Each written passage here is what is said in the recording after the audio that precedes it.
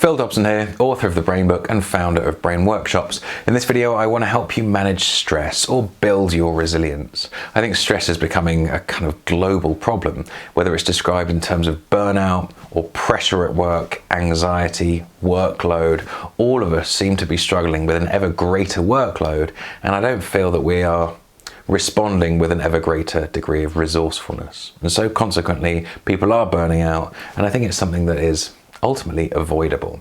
So in this video, I want to give you 3 strategies, 3 principles that will help you manage your stress, consequently improve and sustain your performance, and build and develop your resilience over time.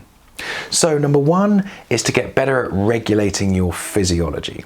If we think about the stress response, right, fight or flight, all too often I think that at work we think about the cognitive costs. You probably don't need me to tell you, right? High levels of stress or even just relatively small acute stress can make us impulsive, bad decision makers, our memory can go out the window, we send an email we regret, we say something that we kind of regret, right? All too often stress makes us stupid.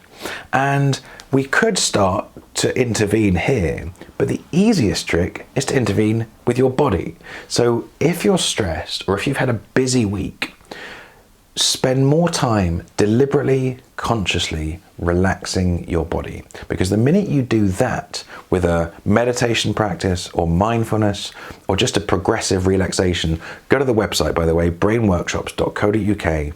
There you'll see an audio tab. And all those 3 things, meditation, mindfulness, progressive relaxation, you get free access to audio recordings that will help you achieve these states. So do that. Because as you do that, you're shifting your nervous system to parasympathetic. And what will happen then is your immune system starts to regenerate, tick. Your sleep will probably improve, tick. Your stress will be reduced, but critically, you influence the rest of your nervous system. So you feel more in control emotionally, and you start to influence your cognition, your mental state. You start to think clearer too. So that is where I would begin. Get better at regulating your physiology by making more time to deliberately and consciously relax your body. Tip number 2, build your emotional resourcefulness. So the stress response has an emotional component, doesn't it? I've just mentioned the word control. Sometimes when we feel a lot of stress, we can feel like we don't have control over our experience. That can lead to a sense of panic or anxiety. All of these are emotional considerations. So how do you solve that? Well, the easiest way and the most pleasant one is to spend more time doing the things that you love doing. Now you might think that's quite an indirect strategy, and I'll give you that. But reliably, if you spend more time doing the things you love doing, you prioritize the things that give you joy, you spend time with the people that you love, you carve out deliberately the time for your passions, your hobbies. For some people it's walking the dog, it could be, it could be exercise, it could be sleep, but it's just as likely to be reading and learning. For me, it's writing music or going surfing, hanging out with my friends, right? Those activities, they make you feel better, they make you feel more optimistic, they give you energy. And as that happens, you tend to become someone that's more likely to respond to stress in a more resourceful way. Does that make sense? You see, not all people respond to stress the same way, and even an individual will respond to the same event different based on how they feel. So your sense of emotional or psychological energy is really important because it makes you become someone that is more of the growth mindset, right? Someone that approaches stress or challenge with a sense of, yeah, bring it on. This is good for me. I need challenge. I don't want routine. I don't want boredom. I want things to, make me perform at my best. And consequently, you perform better under the same levels of stress. So that's how you build your emotional resourcefulness. Now, briefly here, and we haven't got long, so I'm not going to go deep into it, it's worth acknowledging that when we talk about emotional resourcefulness, there is also a big case for challenging things, behaviors, activities, sometimes people, that drain you of that same energy or psychological reserve. You know what I'm talking about? Those things that you have to do at work that when you come out of them, you feel disproportionately drained. Often it's meetings without an agenda. It could be certain people that are rude. It could be people that are unattentive. You know, that pisses me off. But the key here is to understand that while the outside world and people in it might be outside of your control, what is within your influence is how you let them affect you. It's quite stoic, really, isn't it? It's like Seneca and Marcus Aurelius and people like that, who kind of really explore this idea that, you know, there are two lists of things. There's a list of things you have no control over, and there's a list of things you have control over. And the root of unhappiness, the Stoics really would argue, is that we either spend too much energy trying to control things we have no control over, or we don't spend enough energy trying to control things we do have control over.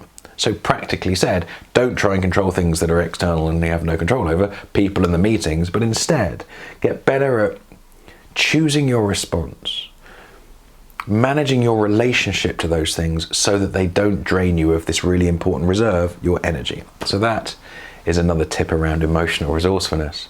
And then finally, if you want to get better at managing stress, better at building resilience, don't forget about the importance of managing your brain, your mental overwhelm, your tasks, and your relationship with work. So there are probably lots of things we could cover here. I think number one, question your relationship with your smartphone, your tech, your email, your digital communication, your alerts, right? Turn all of that stuff off. Turn all of your alerts off and notifications. You know, if you're someone that every time someone emails you or sends a Slack or a WhatsApp, you get a beep or a buzz or a visual notification, your brain is always going to be in a state of hyper alertness.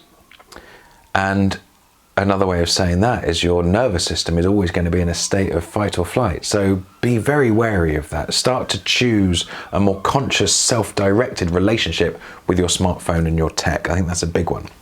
Another thing which is linked is to make sure your brain has sufficient downtime each day and each week. For you, whether that's the evening, you know, an hour or two in the evening where you can just kind of shift state. Maybe it's prioritizing your Sundays or your Saturdays where you can literally, you know, kind of allow your mind to wander perhaps. Maybe it's booking a holiday. I'm not really sure what it means to you, but I think all too often we are always on. And while we might justify that in terms of workplace productivity or wanting to get lots done, I think we forget that our brain needs time to recover just like our body does. So give your brain sufficient downtime where it can wander, and you're likely to feel this sense of recovery that's non-negotiable. And I think another piece, we talk about managing your mind and your mental overwhelm. I've mentioned this in other videos. Do a weekly brain sweep. This is a simple exercise that means once every 7 days, you get a pen and paper or an app, and you just sweep, you purge anything that's on your mind, all the tasks and errands and to-dos that they're not currently somewhere else. They're not on your calendar. They're not on some task management list or device. Just get it all out. Often it's personal stuff, so things at home, family, learning stuff, just get it all out. Once a week is probably all you need to do. You want to get things out of here, and consequently you'll feel this sense of reduced task overwhelm. And then finally, if I ever get the opportunity to mention meditation and mindfulness, I will. If you want to get better at, you know, giving your brain some time to recover, you want to create a relationship with your brain that enables you to manage your stress, and I can't recommend meditation and mindfulness more highly. Go to the website, again, brainworkshops.co.uk. You'll find lots of resources there. And meditation and mindfulness, I think, are, you know, the top few things that you can do for so many things. Reduce stress, building resilience, regulating your emotions, so many things that will enable you ultimately to use your brain in a more active, deliberate way every day. So we've covered a lot. I hope it's been useful. I'll just quick recap for you. Managing your stress, sustaining your performance under pressure, building your resilience. There's lots of things you can do, but think about it in terms of principles. There are 3 parts of your nervous system. You've got your physiology, you have your emotions, and you have your brain or your mind. If you can influence any of those, you'll notice an improvement. If you can influence all 3, you're laughing. How do you do that? Physiology, get better at relaxing. Meditation, mindfulness, progressive relaxation, sleeping. Make sure you do them enough. Number 2, emotional resourcefulness. You build that by number 1, spending more time doing the things that you love doing. Prioritize them. And number 2, challenging your relationship and reframing your relationship with things that drain you. And then number 3, your mind, your brain, your cognitive overwhelm. Well, just get better at systematically emptying your mind. Have work-based routines that give your brain downtime. Learn how to meditate. You see, these things, they're all fairly simple. They aren't necessarily easy, but I think hopefully this has provided a kind of a framework. You want to get better at managing your stress. Really, you want to get better at regulating your nervous system. Great, I hope that's been useful. More tips as ever. I've mentioned the website before, brainworkshops.co.uk. And if you found this video useful, please share it with someone you care about. Until next time, best of luck.